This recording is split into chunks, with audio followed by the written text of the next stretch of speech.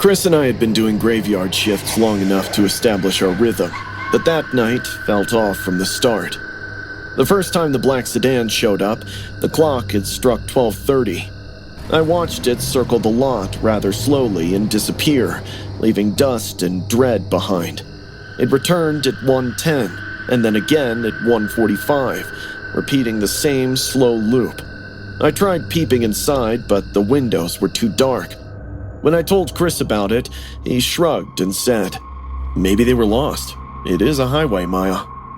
We went back to work, but I couldn't shake off the unease that something bad was about to happen. And it did, at around 2 a.m. I was scrubbing the counter when I heard car doors slam. I looked up to find two guys in black hoodies approaching us. Something about the way they moved made my heart clench.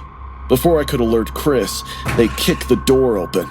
"Make a sound and it'll be your last," one of them shouted, pulling out the weapon from under his hoodie.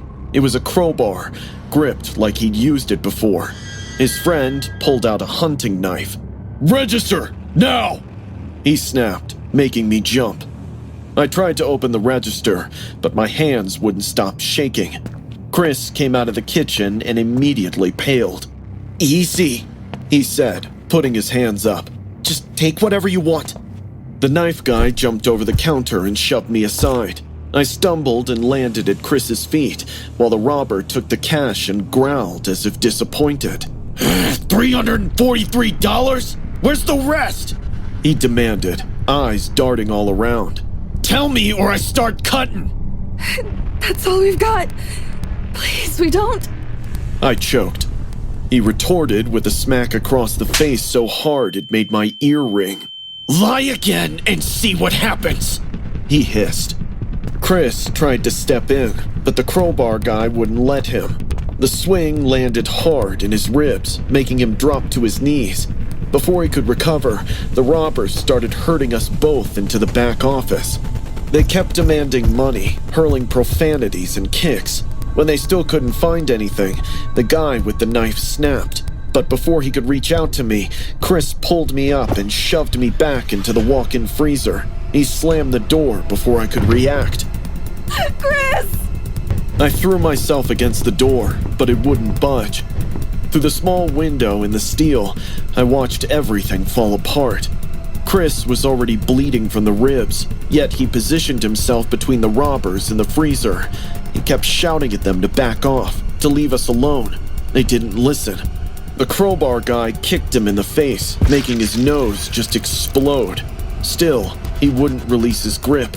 I don't remember ever feeling so helpless and scared before. When they finally kicked Chris hard enough in the temple, his hands went slack, and I froze. I stared in horror as the knife guy pulled free and started toward the freezer. Chris launched himself off the floor and tackled him down right in front of my window.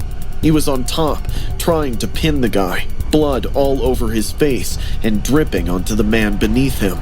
That's when the crowbar guy brought it down on the back of Chris's head. My best friend went limp. The knife guy shoved him off, allowed him to roll onto his back before he drove the blade into the stomach. The scream tore through the room. It was wet and broken and full of pain. The guy pulled the knife out and stabbed him again. Chris's body jerked, and he made this choking noise. The third time the blade went in, Chris didn't make any sound at all. His hand just reached up, as if he was trying to hold on to something. Blood was spreading across the floor so fast I couldn't process it. The two guys realized what they'd done and bolted in panic. Chris was lying on his back. His arms were spread out, and there were 3 holes in his torso. Blood was pumping out with every heartbeat. His mouth kept opening and closing, but only more blood came out. He was trying to breathe, but couldn't get air. He turned his head toward the freezer. His hands started moving across the floor, and it left a trail of blood as it went. He pressed his palm flat against the door, right where mine was on the other side. 6 inches of steel between us, and I couldn't reach him. I watched his lips move. I couldn't hear him through the door, but I knew what he was saying. Safe. Then, his hands started sliding down slowly. It left a long red streak on the white door. His eyes were still open, still pointed in my direction, but he wasn't seeing anything anymore. What I remember most is the cold, how it crept into my bones and stayed there, how I screamed until my voice was completely gone, how Chris's blood looked almost black under the bright lights instead of red like it should have been.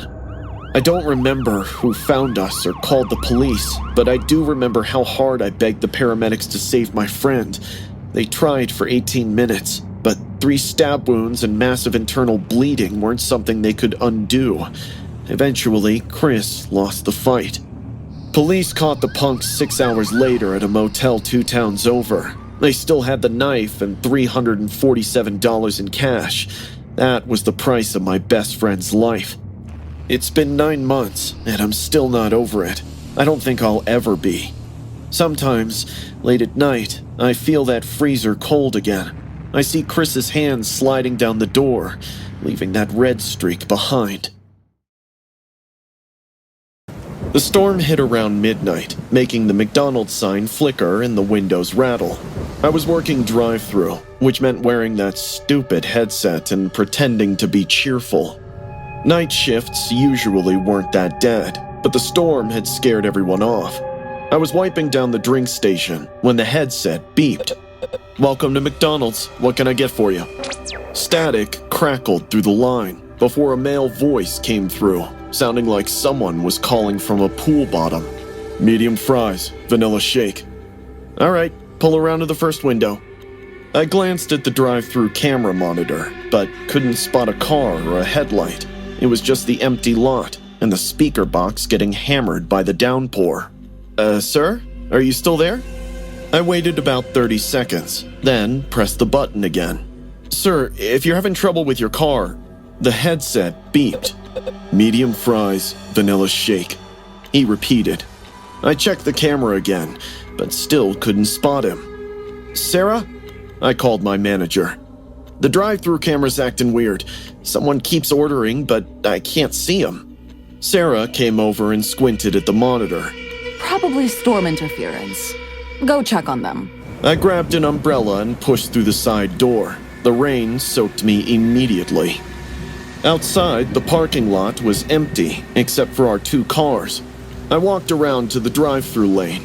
Suddenly, I spotted tire marks. They looked fresh, cutting through the puddles and leading from the speaker box toward the back of the lot. But they didn't curve toward the pickup window like they should have. Instead, they went straight back, past the dumpsters, all the way to the woods behind the store. Like the car had driven straight into the darkness and vanished.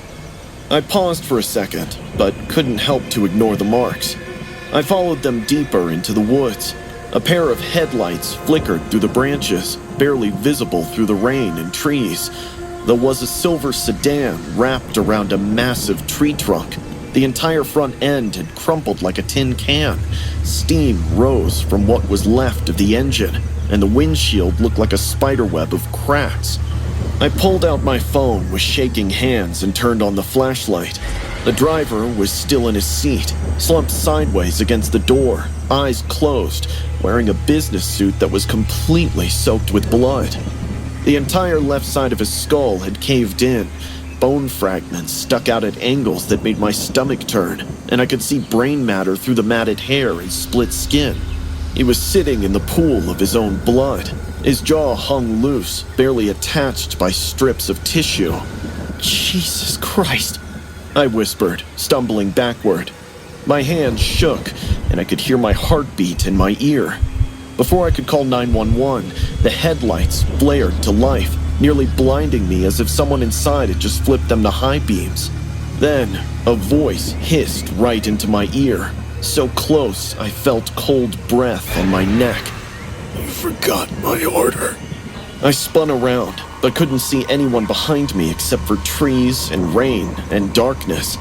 When I looked back at the car, the dead man was sitting upright, with his eyes wide open, staring straight at me through the broken windshield, while blood continued to drip from his ruined skull.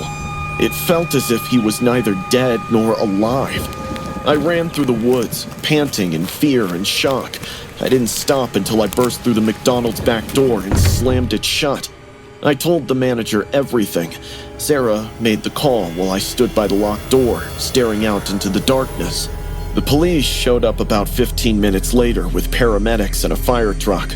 I led them back into the woods, though every part of me wanted to stay inside where it was bright and safe. The car was exactly where I'd left it, still wrapped around that tree, but the headlights were dim again now. The horn had stopped. The driver was slumped sideways against the door, eyes closed, exactly like I'd first found him. One of the paramedics checked for a pulse and shook his head. "He's gone. Been dead at least 4 hours, maybe longer." 4 hours? My voice came out higher than I wanted. But I heard him. He talked to me.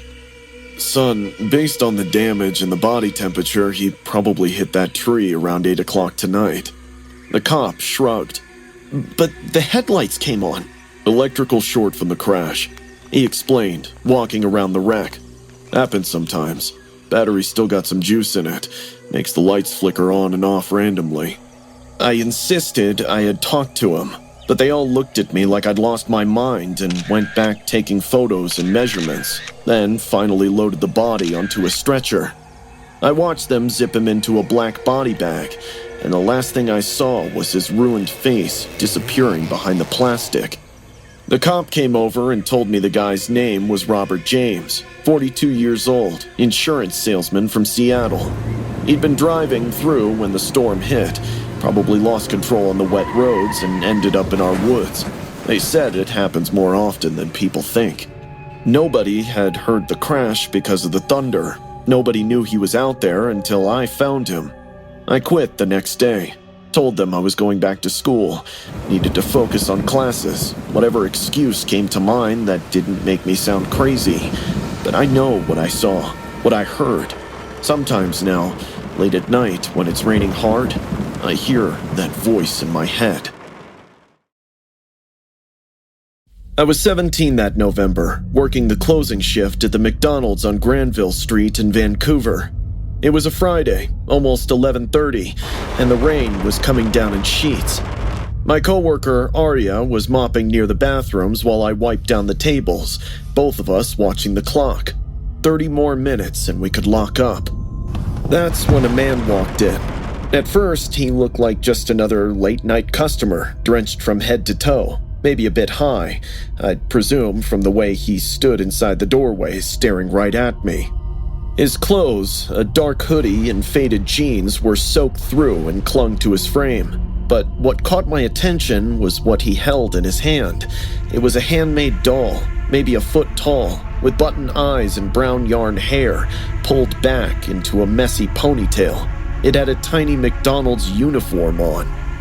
"Can I help you?" I managed a tight smile. My eyes kept flickering to the hideous toy. He didn't answer right away, just kept staring with these pale, watery eyes that didn't blink. Then, slowly, his lips curved into a smile that made my stomach drop. "You're even prettier in person." The way he said it sounded less like a compliment and more like confirmation of a fact he already knew. Aria looked up from her mopping. You ordering something or what? He ignored her completely. "I love watching you, Anna." He took a step closer, water squelching in his shoes. "You always tie your hair back the same way, always wipe the tables starting from the left. You're so simple and predictable. It's so cute." My heart stopped. He knew my name and my schedule. Who are you?" The words came out shakier than I wanted. His smile got wilder. "I brought you something." He held up the doll, and I saw it clearly now. The yarn hair was the exact shade and length as mine. The button eyes were as hazel as mine are. Around its neck was a tiny paper name tag with Anna written in slanted handwriting. "I made her myself," he beamed. "Took me 3 months to get the details right. The freckles were the hardest part." He turned the doll's face toward me, and I saw 3 tiny brown dots stitched across its fabric nose. Arya, get Dave. I choked. Arya ain't moving anywhere. Are you? He chuckled as he reached into his hoodie pocket and pulled the knife out. The blade caught the fluorescent light. My heart started pounding in my chest as I watched him press the knife against the doll's stomach.